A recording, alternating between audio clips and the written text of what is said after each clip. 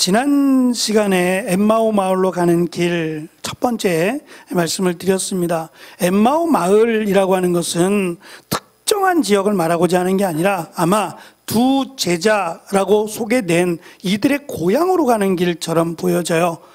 그래서 모든 제자들이 아니라 두 제자라고 소개된 글로바와 또 다른 한 사람, 그들이 가는 길에 예수님이 그들과 함께 하셨고, 오늘 함께 읽은 말씀 그 바로 앞절 27절에 보면 예수님께서 그들과 가시면서 길에서 구약에 대한 특별히 모세를 통해서 주신 말씀, 그리고 선지자들을 통해서 구약에 주셨던 그 말씀이 예수님과 어떻게 연결되어 있는지, 그리고 예수님께서 왜 이 땅에 오셨고 왜 예수님께서 십자가에 달려 죽으셨으며 부활하셨는지에 대한 설명을 해 주셨어요. 그랬더니 오늘 말씀 가운데 그들이 변화가 생겼어요. 그 말씀을 듣고 변화가 생겨서 오늘 말씀 끝에 보시면 32절에 그들이 서로 말하되 길에서 우리에게 말씀하시고 우리에게 성경을 풀어주실 때에 우리 마음속에서 마음이 뜨겁지 아니하더냐라는 말을 하게 됩니다. 글로바라고 하는 사람의 이름은 성경에 딱 한 번 더 나와요. 요한복음 19장 25절에 글로바라는 이름이 한 번 딱 더 나옵니다. 제가 읽어드릴게요. 예수의 십자가 곁에는 그 어머니와 이모와 글로바의 아내 마리아와 막달라 마리아가 섰는지라 이렇게 돼 있거든요. 그래서 학자들은 이 예수님이 십자가에 달리실 때 곁에 섰던 막달라 마리아를 제외한, 누가 보면 막달라 마리아의 이름이 나왔으니까 이 막달라 마리아, 7 귀신 들렸던 이 여인을 제외한 어머니 마리아와 또 다른 이모, 그러니까 예수님의 언니나 예수님의 동생, 예수님의 어머니 마리아의 언니나 마리아의 동생이 되겠죠. 예수님에게는 육신적으로는 이모가 될 거예요. 그래서 이모와 또 글로바와 함께 그의 아내인 마리아와 이렇게 되어 있어서 마리아, 예수님의 어머니인 마리아는 그 여자들, 자매가 3사람인 것으로 추측을 해서 이모인 마리아라고 하는 이모와 또 다른 이모의 이름이 마리아인데 보통 가정들의 이름이 같은 경우들이 많아요. 우린 돌림자를 주로 썼잖아요. 과거에 중간이나 끝쪽에 돌림자의 이름들을 써왔죠. 그래서 정해져 있어요. 그 이름의 끝자가 돌아가는 순서들이 있어요. 근데 요즘은 사실 이렇게 안 하거든요. 근데 저희만 해도 그렇고 저희 아버님 세대도 그렇고 다 돌림자들이 있어요. 그게 아마 그 집안의 어떤 그 순위를 결정하는 돌림자이기도 한 것 같아요. 장남인 경우, 장손인 경우 또 따로 있고 이런 순서들이 있더라고요. 어쨌든 그들은 이렇게 마리아라고 하는 이름들이 같은 이름들로 이름이 내려오기도 합니다. 그렇게 생각하면 이 어머니 마리아 그리고 이모도 이름이 마리아였을 것이고 또 다른 언니나 동생일 가능성이 많은데 그도 마리아일 것이고, 그렇게 따지면 글로바는 예수님의 육신적인 이모부가 돼요. 물론 정확하지 않습니다만 이것도 참 특색이 있다라는 생각이 들고, 또 하나는 이 두 사람으로 소개되는 한 사람은 글로바요, 또 한 사람의 이름은 소개되지 않는데 그 소개되지 않는 이유가 아마도 여자이기 때문에 소개가 되지 않을까라고 한다면 이 여자는 서로 부부로 글로바와 그의 아내 이렇게 부부가 함께 자신의 고향, 자신의 집으로 내려가던 중에 예수님이 그들과 함께 하셨다라고도 추측해 볼 수 있습니다. 어쨌든 예수님께서 그들에게 가신 이유, 엠마오 마을로 가는 그들에게 가셨던 결정적인 중요한 이유는 그 길이 아니라는 거예요. 왜냐하면 예수님이 죽음으로 끝난 게 아니에요. 만약에 정말 예수님이 죽음으로 끝났다면 엠마오 마을로 가는 게 맞아요. 더 이상 예루살렘에 있어야 될 이유는 없지요. 우리도 마찬가지입니다. 만약에 예수님께서 부활하지 않았다면 우리가 이 자리에 매 주일 모여서 예배 드릴 이유가 없어요. 우리에게 소망이 없는데요.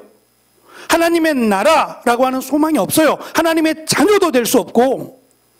그러니 매 주일을 기억해서 함께 모여 예배드릴 이유가 없어지는 겁니다. 하지만 반대로 예수님께서 부활하셨다면 우리에게는 우리도 역시 부활한다라고 하는 소망이 생기게 되고, 예수님의 부활로 말미암아 우리가 하나님의 나라를 소망으로 두고 살아갈 이유가 분명해졌어요.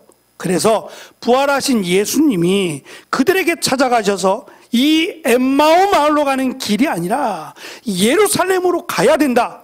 그리고 예수님의 부활을 너희들도 목격했다라고 하는, 예수님의 부활을 목격한 증언을 해야 된다라고 하는 것을 가르쳐 주시기 위해서. 그래서 누가복음에는 이 말씀이 특별히 누가복음에만 있어요.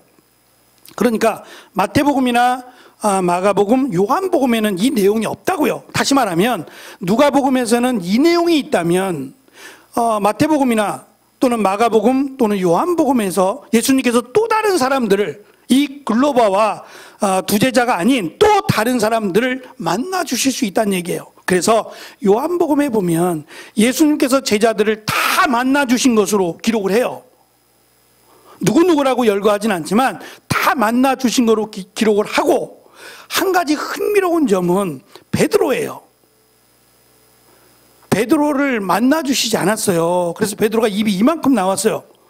다른 제자들은 예수님을 만났다, 부활하신 예수님을 만났다고 이야기하는데 그러면 그래 라고 고개를 끄덕이지만 자기는 못 만났어요. 정작 자기는 못 만났으니 얼마나 마음에 상처가 되겠어요. 무슨 생각을 할까요? 왜 예수님께서 나를 안 만나 주실까? 왜 안 만나준다고 생각했을까요? 그렇죠. 내가 3번이나 예수님을 부인했으니까 예수님이 나를 버리셨다. 나는 끝났다 이제. 예수님이 나를 찾지 않으신다. 분명히 부활했다고 하는데, 저 사람도 만나고 저 사람도 만났다 그러는데 왜 나에게는 만나주시지 않는 걸까? 베드로가 속상했을 거예요. 그래서 그날 예수님이 처음 베드로를 만났을 때 그 모습이에요. 갈릴리 호수에서, 갈릴리 바다에서 그물을 던지고 있었어요. 베드로의 마음이 물고기를 잡는데 집중했을까요? 아니면 마치 무언가 하나 나사가 빠진 사람처럼 그물을 던졌을까요?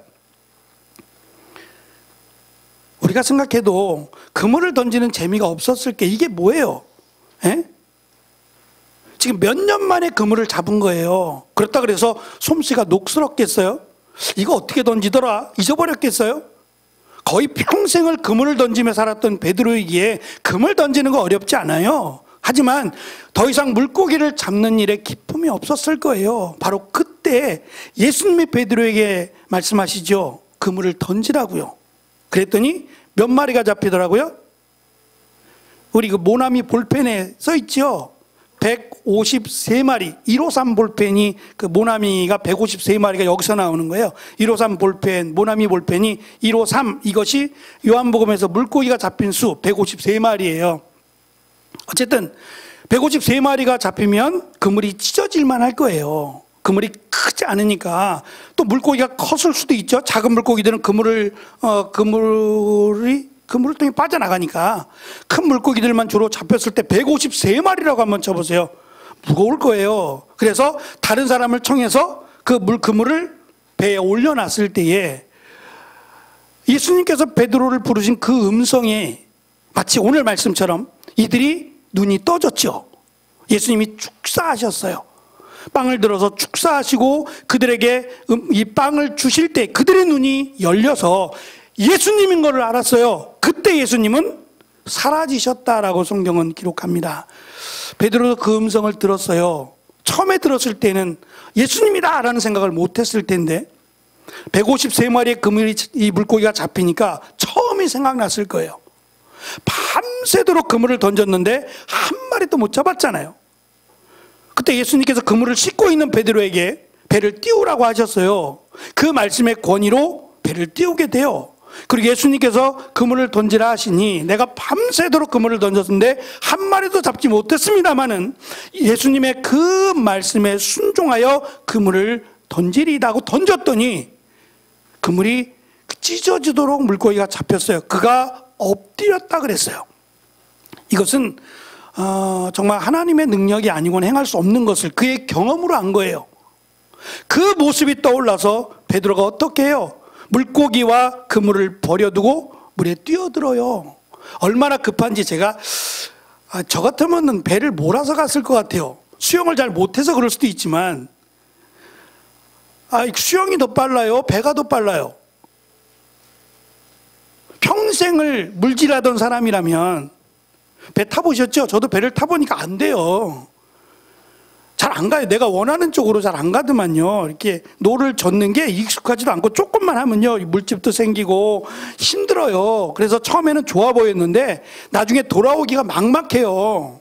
조금 멀리 가면 정말 힘들어요. 이거 조절하기가, 똑바로 가기가 힘들더라고요. 그건 저의 입장이고, 베드로는 누구보다 이 배를 조종하거나 물질하는 것이 편했을 거예요. 너무 익숙한 거 아니에요? 그럼에도 불구하고 물속에 뛰어들었어요. 그 추운 시간에, 그 쌀쌀한 그 시간에 뛰어드는 것은 마음이 급해서 그래요. 몸이 먼저 나가는 거예요. 예? 이거 할 시간이 없어요. 그냥 내가 물속에 뛰어들어야 하는 거예요. 그때 베드로의 마음이 어땠을까요? 드디어 예수님이 오셨다, 그거 아니에요? 드디어 예수님을 만난다라고 하는 기쁨이 얼마나 컸을까요? 그때 예수님께서 베드로에게 깨닫게 하신 말씀은, 내가 나를 사랑하느냐, 이거는 마음에 충격을 주기 위한 게 아니라 사랑해야 된다는 거예요. 베드로의 마음이 어땠을까요? 사랑하는데 사랑한다라고 말할 수 없는, 왜냐? 3번이나 배신했잖아요. 그러니까 사랑한다는 말이 사실은 부끄러워요. 사랑하는데 어떻게 배신하겠어요? 그러나 지금의 베드로의 마음은 예수님을 얼마나 보고 싶었겠어요. 누구보다 예수님을 가장 많이 보고 싶어 했던 사람이 저는 베드로였을 것 같아요. 그 베드로를 위해서 참 아이러니하게도 베드로가 예수님을 부인할 때 숯불이 있었어요. 날씨가 추웠거든요. 12시 넘어갔으니까. 지금 이 날씨에 바람까지 분다고 생각하면 얼마나 춥겠어요. 그러니까 불을 펴놓고 그 불을 쬐면서 사람들이 예수님의 신문을 지켜보고 있었거든요. 그 불 앞에서 베드로가 3번이나 예수님을 부인했던 거예요. 그런데 예수님이 그 숯불이라고 설명하는 그 숯불을 피워놓고 예수님을 3번씩이나 부인했던 그 숯불이라고 하는 단어, 그 숯불을 피워놓고 예수님이 생선을 구워놓고 계셔서 이것을 먹으라고. 이 말은 베드로가 먹지 못했던 것 같아요. 며칠 동안. 그러니까 그냥 형식상 할 게 없으니까 배를 띄워서 물고기를 잡겠나라고 그물을 던진 거지, 정말 물고기를 잡아야겠다라고 하는 마음이 있어서 그랬던 건 아닌 것 같아요. 그러니까 그만큼 예수님은 모든 제자들을 만나 주셨고, 부활하신 예수님 특별히 나는 믿지 못하겠다, 너희들이 그렇게 말하는 거 아니겠느냐, 나는 예수님의 그 십자가에 못 박힐 때 그 못을 어디다 박느냐 하면 이 손바닥에다 박는 게 아니고요, 여기다 박으면 찢어져요. 힘이 없어서. 이렇게 만져보시면 여기 폭 들어가요. 뼈가 가운데가 비어 있어요. 여기가 혹시 깁스할 때 엑스레이 찍어보시면 여기 가운데가 비어 있는 걸 알 거예요. 그래서 이들이 그걸 알고 여기다 못을 박아요. 그러면 두꺼운 뼈가 이렇게 지나가기 때문에 뼈에 걸려요. 그러니까 이것을 만져봐야겠다는 거예요. 도마가, 나는 부활하셨다 하는 그 예수님의 이 십자가 여기 만져보고, 그리고 옆구리에 창이 찔려 죽으셨잖아요. 피를 다 쏟으실 때 창을, 밑에서 로마 군사가 창을 찔러서 물과 피를 다 쏟으시더라 돼 있단 말이에요. 그러니까 나는 옆구리에도 손을 좀 넣어봐야겠다. 두 가지예요. 여기다가도 손을 대보고 옆구리에도 만져봐서 정말 예수님인지. 아니, 얼굴 보면 몰라요? 예수님이 얼굴을 다르게 하시진 않았을 거 아니에요. 근데 예수님이 정말 그 의심하는 도마에게 나타나서 만져보라고 하셨어요. 만져보라는 얘기는 남아있다는 얘기죠. 그래서 혹시 오해하실 분들, 내가 조금 육신적으로 아쉬움이 있는데 상처가 있으신 분들 있잖아요. 예를 들어서 뭐 잘 안 보인다든지, 아니면 뭐 팔이 좀 불편해서 움직일 수 없다든지, 이런 장애를 가지고 계신 분들은 내가 부활할 때 이게 그대로 있지 않았으면 좋겠다라고 소망이 있지 않을까요? 부활할 때 하나님의 나라에서는 잘 보였으면 좋겠고 건강했으면 좋겠다라는 소망이 있지 않으실까요? 우리 나이 드신 어르신들은 하나님의 나라에 갔을 때 이 모습이었으면 좋겠어요. 젊은 모습이었으면 좋겠어요. 이광우 집사님. 아니, 집사님. 말을 하셔야 되는데 말을 안 하시고 고개만 뜨기셔서. 그죠? 아유, 젊었으면 좋겠죠. 예, 내가 젊을 때 얼마나 멋졌는데, 잘생겼어. 다 그래요. 저도 그렇거든요. 저도 하나님의 나라에 갔을 때 저 20대는 굉장했어요. 믿거나 말거나. 살이 찌고 이래서 이 모양이지, 그때는 나름 괜찮았거든요. 다 그렇지 않을까요? 다 20대 얼마나 멋졌을까요? 그 모습으로 부활하기를 원하지요. 저는 그러리라고 생각해요. 가장 아름다운 모습으로 하나님의 나라에 갈 것으로 생각하는데, 왜 예수님은 이 보기 싫은 이 십자가의 상처를 그대로 안고 부활하셨냐 말이에요. 믿음이 없는 사람들 때문에, 믿음이 없는 사람들 때문에 보고 만지라고, 만져보고 믿으라고 예수님이 그렇게까지 하셨다는 거예요. 그러니까 글로바와 또 다른 한 사람뿐만 아니라 저는 다른 제자들까지 다 만나 주셨다고 생각해요. 만나셔서 그들에게 이제 엠마오 마을 또는 다른 고향의 마을로 가지 말고 어디로 가라? 예루살렘으로 가라. 거기서 다시 시작하라고, 교회를 시작하고 여기서부터 복음을 전하는 전도자가 되라 라고 하는 말씀을 주시기 위해서 이 사람들을 찾아갔다.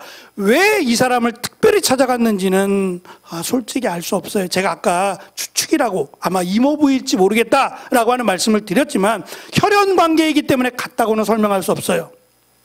다만 왜 글로바와 이 사람을 찾아갔는지는 우리가 정확하게 알 수는 없어요. 그게 좀 아쉽지만 어쨌든 이들만이 아니라 모든 제자를 다 만나 주셨을 것이다 라고 저는 생각을 합니다.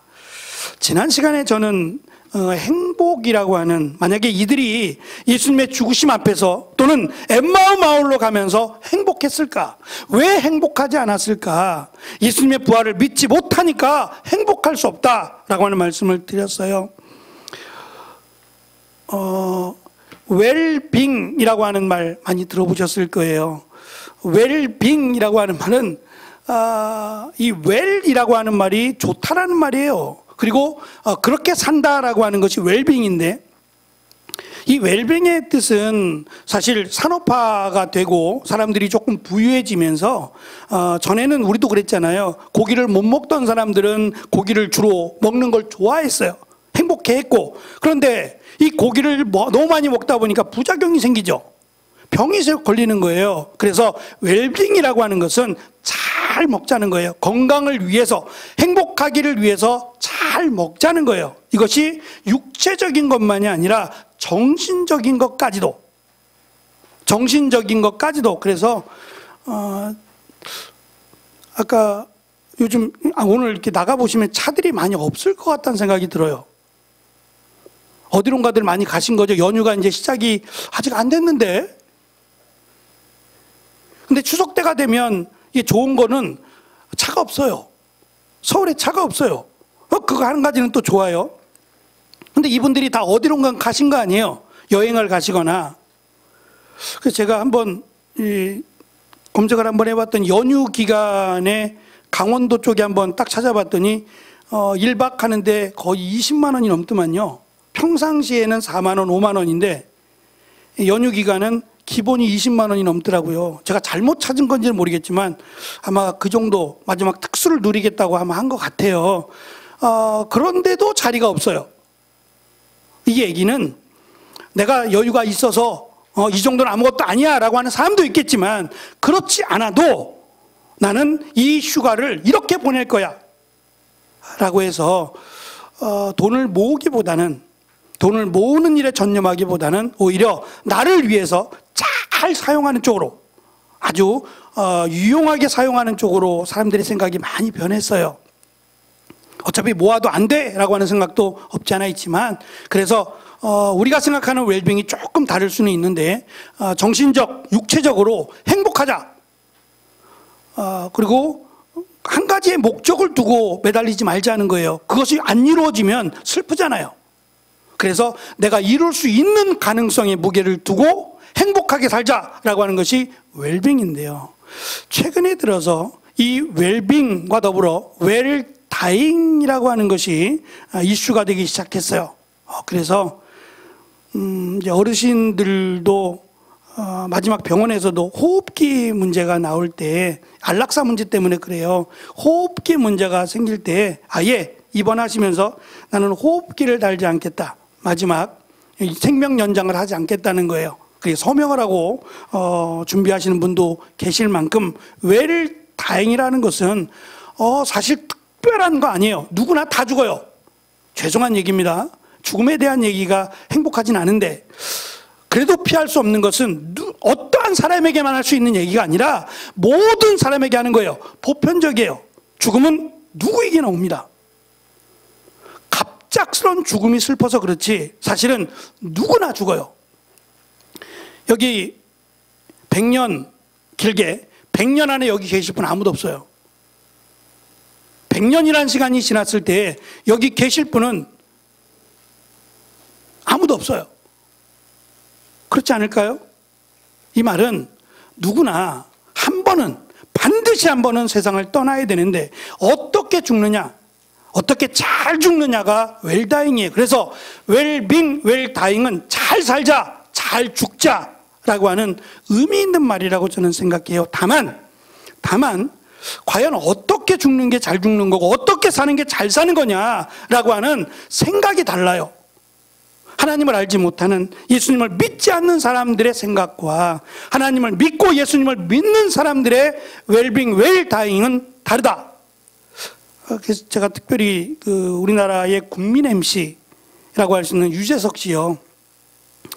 유재석 씨가 이 죽음에 대해서 어떤 다른 박진영 씨인데, 가수자 엔터테인먼트의 대표인 박진영 씨와 이렇게 대화를 하는 중에 이분이 반대로 유재석 씨한테 당신은 죽음에 대해서 어떻게 생각하느냐라는 질문을 던졌어요. 아마 이 질문에 대한 그의 답이 보편적 일반 사람들의 생각이 아닐까라는 생각에서 죽음의 끝이 있다고요. 이걸 모르면 지금 아무리 사랑을 받는 저 유재석 씨 대부분 좋아하지 않아요? 적이 없는 사람인 것 같아요. 참, 그쵸? 말도 그렇게 나쁘게 말하지 않고 진행할 때도 보면 굉장히 좋은 사람 같아요. 행하는 일들이나 이런 훈훈한 이야기들도 많이 들려오고 좋은 사람 같아요. 그러나 그렇게 좋게 산다고 해서 이 사람이 죽음을 피해갈 수는 없어요. 어떻게 될지는 알 수 없지만 그도 죽음이라는 것을 외면만 할 수는 없어요. 언젠가는 고민해야 될 때 답을 모르면 자기가 말한 것처럼 얼마나 깝깝하겠어요. 그러나 성경은 단호하게 말씀해요. 죽는다. 그러나 죽음이 끝이 아니다. 우리에게는 죽음이 또 다른 시작이라는 거예요. 죽기 위해 힘쓸 필요는 없어요. 예? 죽기 위해 힘쓰라는 얘기가 아니에요. 열심히 성실하게 기쁨으로 행복하게 잘 살아야 돼요. 그러나 그래도 죽는다. 근데 그 죽음이 슬프지만은 않은 것은 예수님의 부활이 있었다. 예수님의 십자가의 죽음과 부활이 있었기 때문에 그것을 나의 죄 때문에 죽으셨다고 믿으면 나도 부활한다. 다시 말하면 죽으면 천국 간다는 거예요. 저는 이것을 우리 어르신들이 믿었으면 좋겠고 우리 모두가 믿었으면 좋겠어요. 이것만큼 소중한 게 없어요. 기독교 역사 가운데 정말 강조하고 또 강조해야 되는 것은 바로 이 부활신앙이에요. 그래야 소망이 생기지 않아요? 내가 원하는 게 이루어지지 않아도 절망하지 않는 것은 그래도 우리에게는 희망이 있다. 하나님의 나라가 우리를 기다리고 있다라고 하는 소망이 있기 때문이에요. 오늘 우리가 읽은 말씀 29, 30절을 잠깐 좀 봐주실래요? 29, 30절을 보면 세 번씩이나 반복해서 등장하는 단어가 있어요. 세 번씩 반복해서 두드러진 단어가 있는데 중요한 내용입니다. 29절, 그들이 강권하여, 예수님께 강권하여 말하기를 우리와 함께 유하사이다. 날이 이미 저물어 가고 날이 이미 기울었나이다 하니 이에 그들과 함께 유하러 가시니라. 30절, 그들과 함께 잡수실 때에, 누가는 의도적으로 예수님께서 그들과 함께 하신다라는 것을 집중해서 이야기하고 있어요. 이것이 그들을 변화시킨 것이고 그들이 나아가야 될 길을 찾는 유일한 것은 그래도 그들이 예수님과 함께 있었다는 것 하나예요. 그리고 예수님이 그들과 함께 하심으로 더 이상 그거 하나 가르쳐 주시기 위해서 예수님이 그들과 함께 하셨던 것이고 그들에게 말씀을 가르쳐서 이제는 어떻게 살아야 되는지 절망이 아니라 희망이다 라는 것을 가르쳐 주시고 나서 그들의 눈이 떠졌어요. 그들의 눈을 감기게 하셨다가 그들의 눈을 뜨게 하심으로 이제 너희들이 해야 될 일은 엠마오로 가는 게 아니라 예루살렘으로 가라. 가서 너에게 주실 성령을 기다리라는 거 아니에요? 이제 곧 나올 내용입니다만 힘써 모여 기도하고 성령을 기다려라. 왜냐? 이제 너희들이 해야 될 일은 너희들의 힘으로 할 수 없다. 그래서 예수님이 제자들에게 누누이 가르쳐 주신 것이 기도하라는 거예요. 세상을 살아보니까 어떠신가요? 만만하던가요? 내가 나이가 더 들면 만만해질 줄 알았는데 나이가 더 드니까 더 만만하지 않네요. 세상이 더 강해지는 것 같아요. 내가 더 약해지는 것 같은 느낌? 저만 그럴지 모르겠지만 세상은 결코 만만하지 않아요. 세상은 믿음으로 향하지 않습니다. 오히려 믿음으로 향하는 자들을 방해하려고 할 것이고 우리를 세상에서 가장 어리석다라고 세상은 우리를 말하고 평가합니다. 어떻게 이겨내시겠어요? 그래서 예수님은 이들에게 힘써 기도할 것을, 제자들에게 힘써 기도할 것을 내가 너희와 항상 함께 하겠다라고 말씀하시고 그 함께 하시는 하나님이 우리가 기도할 때 들으실 거예요.